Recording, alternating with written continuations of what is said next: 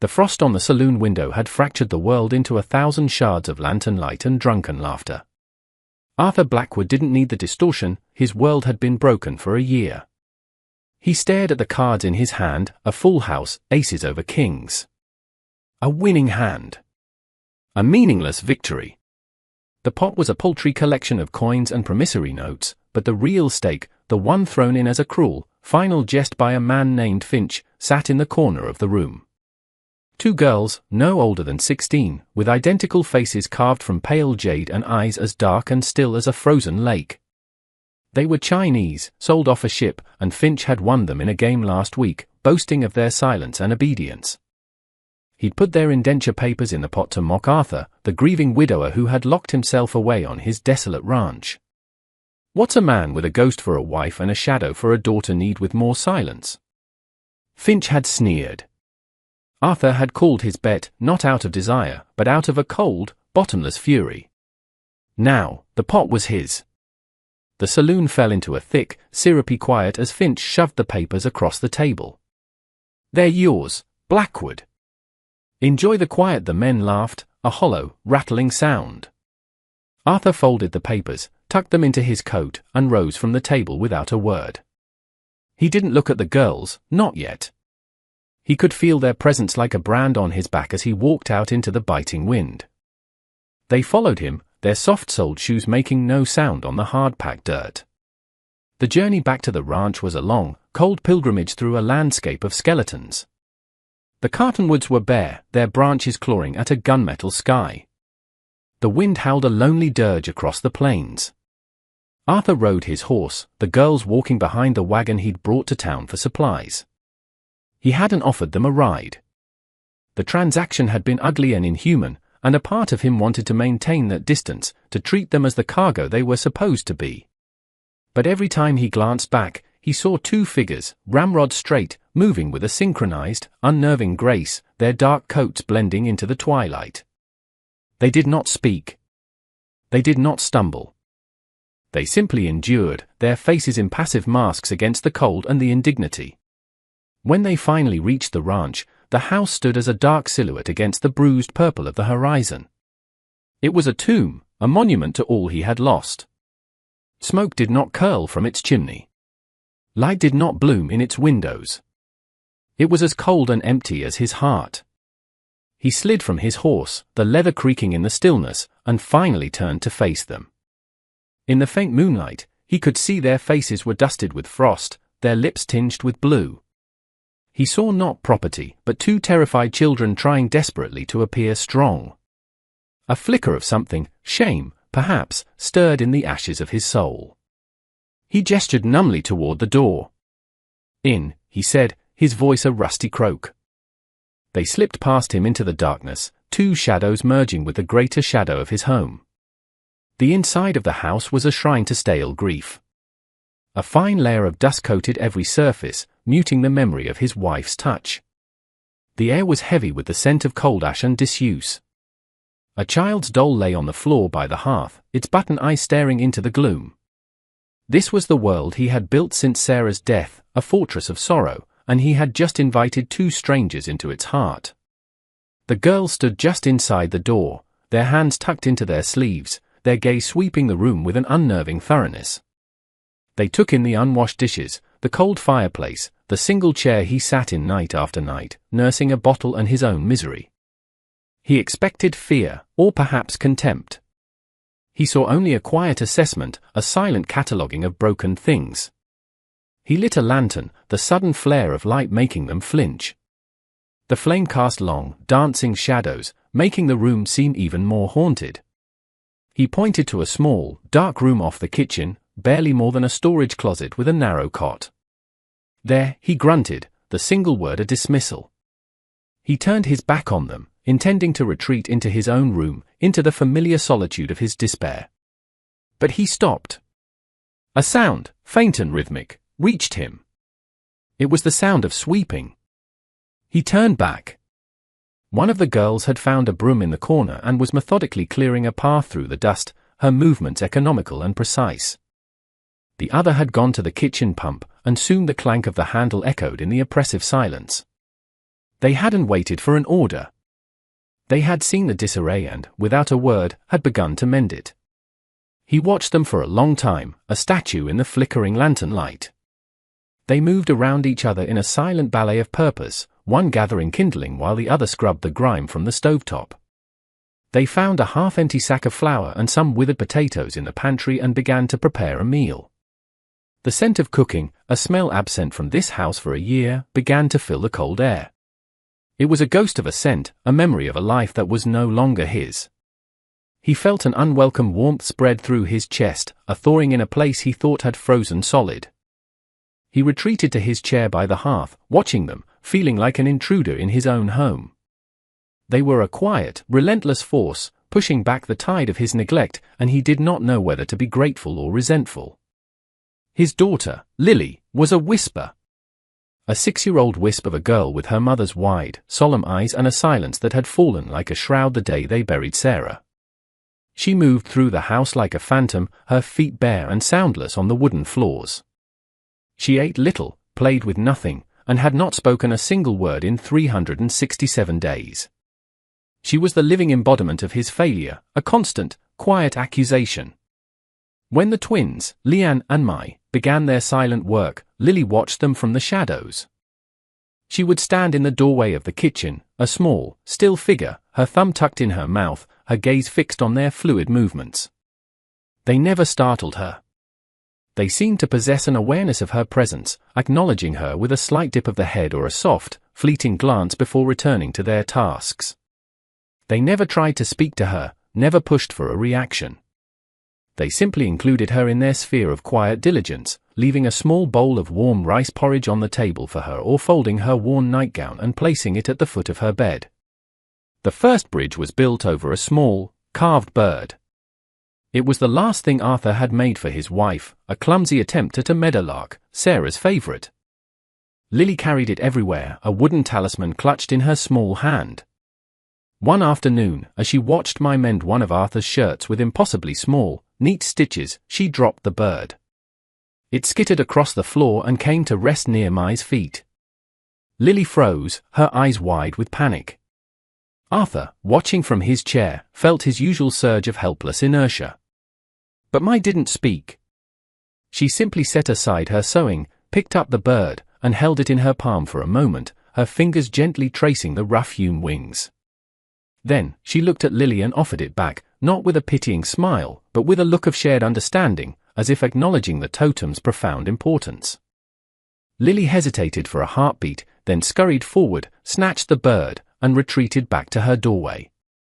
But for the rest of the day, she stood a little closer, her fear replaced by a fragile curiosity. The true shift came a week later. The house was warmer now, cleaner. The scent of ginger and simmering broth had replaced the smell of dust and decay. Leanne was kneading dough on the floured kitchen table, her movement strong and rhythmic. Lily, emboldened, had crept close enough to touch the edge of the wooden table. She watched, mesmerized by the process.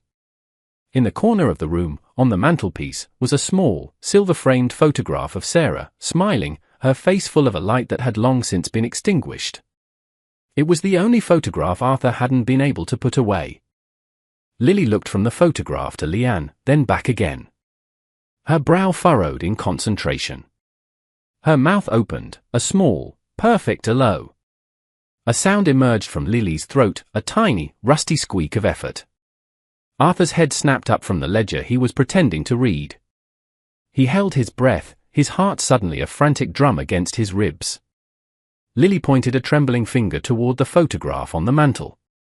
Her face was a mask of desperate concentration. She was trying to conjure a name, a memory, from the depths of her self-imposed silence. The twins stopped their work, their stillness absolute. They turned their identical faces toward the little girl, their dark eyes soft with a profound, patient sorrow. "Mad," Lily whispered, the sound barely audible, fragile as a spider's thread. The effort seemed to exhaust her, and her face crumpled, tears welling in her eyes. It was then that Leanne, the one kneading the dough, wiped her hands on her apron, walked over to Lily, and knelt down so they were eye to eye. She didn't touch the child. She simply followed her gaze to the photograph. A flicker of recognition, or perhaps something deeper, crossed her features. She looked back at Lily, then at the silver frame. Her lips parted, and she spoke for the first time since arriving at the ranch. Her voice was clear and soft, devoid of any accent, a perfect, startling note in the silent house. "Mama," she said, the word a simple confirmation, a gentle affirmation of Lily's struggle. Then Mai, who stood by the hearth, added her own voice, a mirror image of her sister's. She looked not at the photograph, but at Arthur, her gaze piercing the thick armor he wore around his heart. "Sad," she whispered. The word hung in the air between them, a declaration, not a question. It wasn't just a word, it was a diagnosis. It named the suffocating grief that had poisoned the air in the house for a year. It acknowledged his pain, Lily's pain, the entire hollow-out existence he had curated. Arthur went pale. His blood ran cold, and the ledger slipped from his numb fingers, falling to the floor with a soft thud.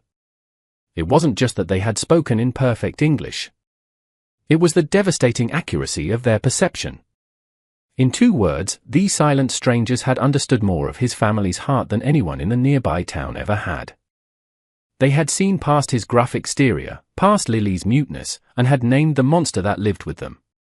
He felt stripped bare, exposed in a way that was both terrifying and, to his shock, faintly liberating. Who were these girls, who could see so clearly into the soul of his home? The cruel joke Finch had played on him suddenly felt like an act of providence, a terrifying, beautiful miracle that had just spoken its first words and irrevocably altered the landscape of his sorrow. The world outside turned white. The blizzard came without warning, a furious, shrieking ghost that clawed at the walls of the house and buried the world in a shroud of snow. For 3 days, they were prisoners, the 4 of them sealed in the small, warm bubble the twins had created within Arthur's frozen fortress. The storm was a crucible, melting away the last of their carefully constructed distances. Arthur, driven by the relentless habit of a rancher, had gone out to check on the livestock just as the first flakes began to fall in earnest. The wind had turned on him with a predator's viciousness, stealing his breath and blinding him with a swirling vortex of ice. By the time he stumbled back into the house, his coat was a sheet of ice and a deep, rattling cough had taken root in his chest. He collapsed before the hearth, shivering violently, the world dissolving into a feverish haze. Through the fog of his illness, he was aware of small, cool hands on his forehead, of a spoon pressing warm, bitter liquid to his lips. He heard soft, murmuring voices, not in English, but in a language that flowed like water, a soothing, melodic current in his delirium.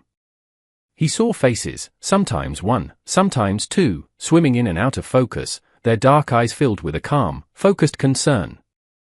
In his fevered dreams, they became Sarah. He would reach out, his hand trembling, and whisper her name. The hands would gently take his, hold it for a moment, and then place it back on his chest. They did not correct him. They simply absorbed his delirious grief, tending to the wounds of both his body and his spirit. Leanne and Mai moved with the seamless efficiency of a seasoned field hospital. One would tend to Arthur, bathing his face and forcing broth down his throat, while the other cared for Lily, ensuring she was warm and fed, distracting her from her father's frightening illness with quiet games of cat's cradle. They found Sarah's old stores of dried herbs in the pantry, yarrow for the fever, mullein for the cough, and brewed potent teas that filled the cabin with their sharp, medicinal scent. They knew, somehow, what each herb was for, their knowledge ancient and instinctual. As the fever raged, pieces of Arthur's past broke free. He spoke of Sarah, of the day they met, of the plans they had made for the ranch, for Lily. He spoke of the guilt that consumed him, the feeling that he had somehow failed her, that he hadn't been strong enough to keep her from the sickness that took her. The twins listened, their faces impassive but their eyes holding a deep, resonant empathy. They did not offer empty platitudes. They simply listened, their silent presence a form of absolution, allowing him to purge the poison of his unspoken sorrow into the safe vessel of their quiet compassion. On the 4th day, the fever broke. Arthur woke to the pale, watery light of a world silenced by snow. The wind had died, and an almost holy quiet had settled over the land. He felt weak, scoured out, but the fire in his lungs had cooled to embers. He was propped up on pillows in his own bed, something he hadn't been in days. The room was clean, and a small vase on his nightstand held a single, brittle sprig of winter sage.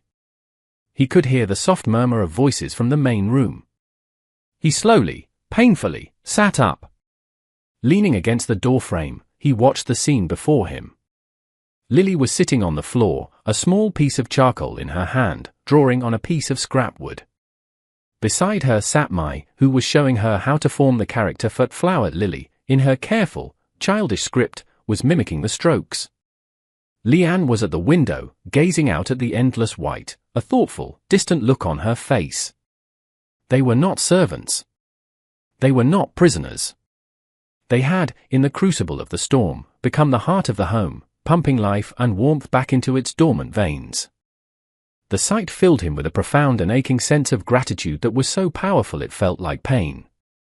He had won them as a joke, a piece of property to be forgotten in a corner. But they had saved him.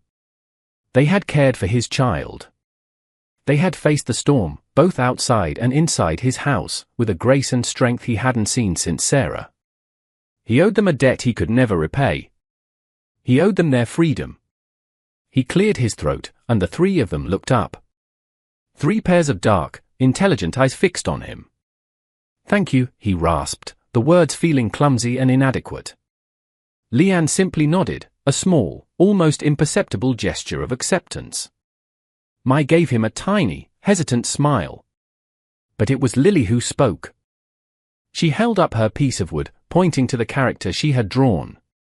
"Flower," she said, her voice still soft, but clear and proud. It was the first word she had spoken that wasn't a name, the first word that wasn't born of grief. It was a word of creation, of beauty. Arthur felt the final wall around his heart crumble into dust. The storm had passed, leaving behind a clean, quiet world, and the possibility of a new spring. The thaw came slowly, first in drips from the eaves, then in gushing rivulets that carved paths through the snow. The world re-emerged, raw and muddy, and with it came the return of men. Arthur saw them from the window, 3 riders cresting the hill, their silhouettes dark against the weak afternoon sun. He recognized the slump-shouldered figure of Finch in the lead. A cold dread, sharp and familiar, coiled in his gut. He had known this day would come. He reached for the rifle he kept mounted over the fireplace, the weight of the steel a grim comfort in his hands. Leanne and Mai had seen them too. They herded Lily into the small back room, their movement swift and silent, a primal instinct to protect the young. They didn't look scared, they looked resigned, as if this was a scene they had played out many times before. When Arthur stepped out onto the porch, the rifle held loosely at his side, the 3 men had reined in their horses by the fence. Finch spat a brown stream of tobacco juice into the mud. "Well, look at that," he sneered, his eyes taking in the wisp of smoke from the chimney, the clean porch. "Looks like you put your winnings to good use, Blackwood." His companions chuckled, their laughter thin and mean in the cold air. "Heard you were sick," Finch continued, his gaze hardening. "Figured you might not have a use for them anymore. We've come to take them off your hands. My friend here is willing to pay double what I lost." Arthur's knuckles were white on the stock of the rifle. He thought of the past week, of the cool hands on his brow, of the quiet strength that had pulled him back from the edge. He thought of Lily's voice, hesitantly naming a flower. These men saw property, a commodity to be traded and used.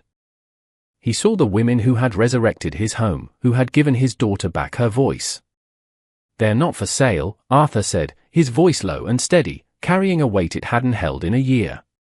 Finch's smile vanished. "They ain't yours to sell or not sell. They're indenture, Blackwood. Paper." Just like a deed to a plot of land, he reached into his coat, presumably to produce the documents. It was in that moment that Arthur Blackwood made a choice. It wasn't a choice born of anger or pride, but of a fierce, protective clarity. He was no longer the hollow man from the saloon. He raised the rifle, not aiming it, but holding it as a definitive, uncrossable line. "Their names are Leanne and Mai," he said, the words clear and deliberate.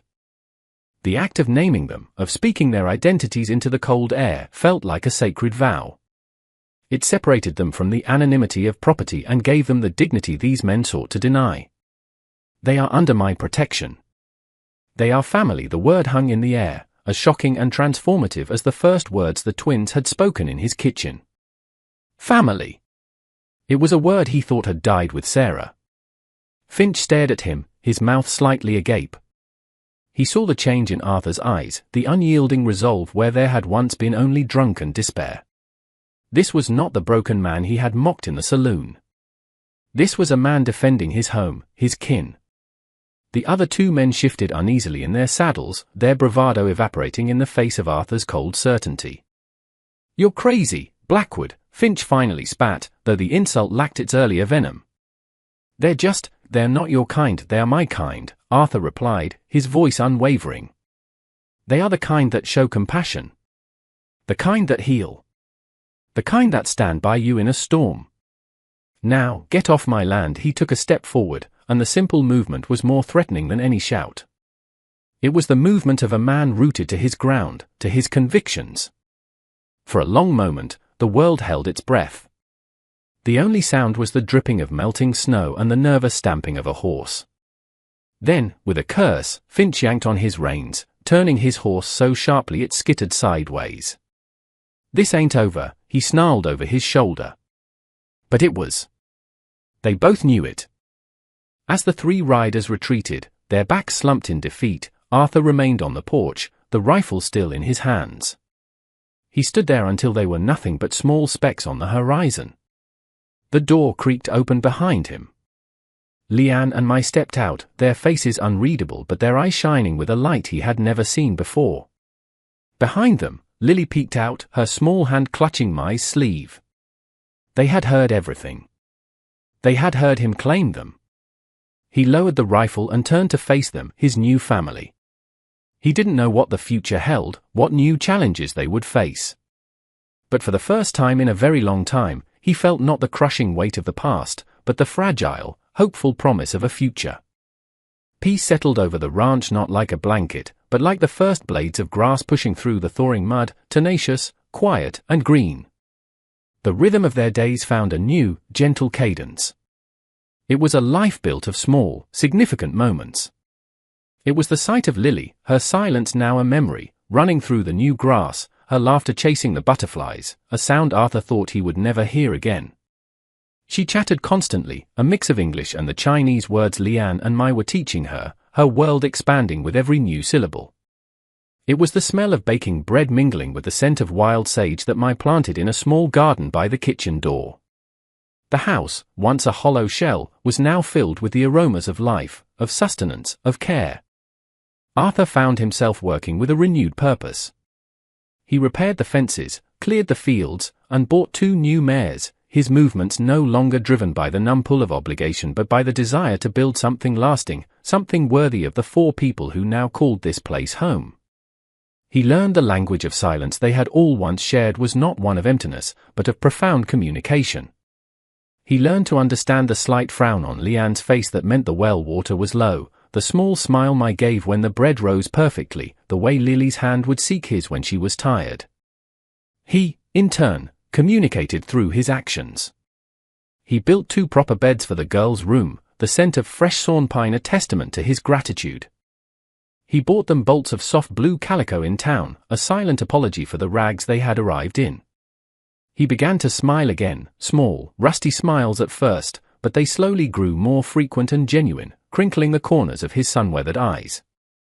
One evening, as twilight painted the sky in hues of rose and lavender, he found Leanne on the porch, watching the horizon.